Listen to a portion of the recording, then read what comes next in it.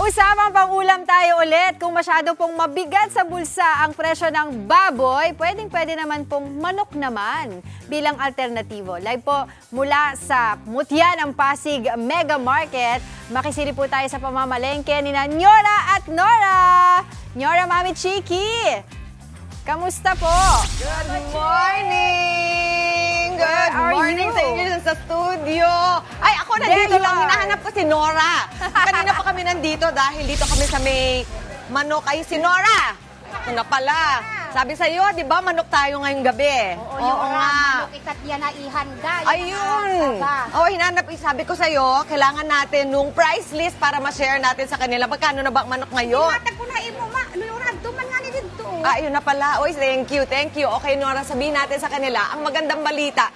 At alam na ng mga nanay ito, di ba? Mga 2 buwan, hindi pa masyado nagtataasan ang presyo ng manok. Good news yon, di ba? So, hanggang ngayon, steady ang presyo ng manok na whole, 180. Ang drumstick, 180 to 190. Ang wings, magkano? Ang wings, 190. 190. Ang pitso, yung breast, 180 to 190 din. Ang binti, 180. Thigh, 180. Ang leeg, ayan, makakamura kayo, 110 to 120 kung gusto niyo yung maraming balat, di ba? At yung atay, 60 ang 1/4. Iniisip ko nga kung bumili tayo ng atay, ano ba maluluto natin doon? Adobo. Adobo? Uy, Adobo. pampalapot. Gusto ko yan. Okay. Marasong Ano pa? Oo. Ano pang gusto? Gusto mo yung pitso? Oo, ma'am. Asan?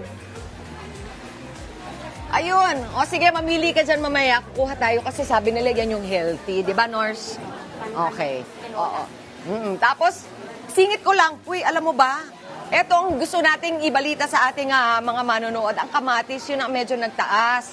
Kasi 120 lang siya last week. 140 this week. Kaya siguro wag muna tayo magluluto ng maraming kamatis na kailangan, di ba? Next week na lang, baka naman bumaba uli. Pero mamaya, pagbalik natin dito, Angela, syempre Dimples, at saka si Andre, kung nagluluto ka man, tatanungin natin ang ating kumaring V, kung ano ba yung magandang mga pwedeng gamiting iba-ibang parts sa mga panibagong luto. Mag-iisip tayo ng mga luto na hindi nyo naiisip kasama ang manok. Mamaya po yan, babalik tayo dito sa Pasig Mega Market. Back to you. Maraming salamat po sa inyo, Nyora at Nora. Mga kapatid, Chiki Roa Puno po. Simulan ang inyong araw na puno ng impormasyong kapaki-pakinabang. Sama na sa isang makabuluhang umaga. Tumutok at mag-subscribe sa social media pages ng News 5.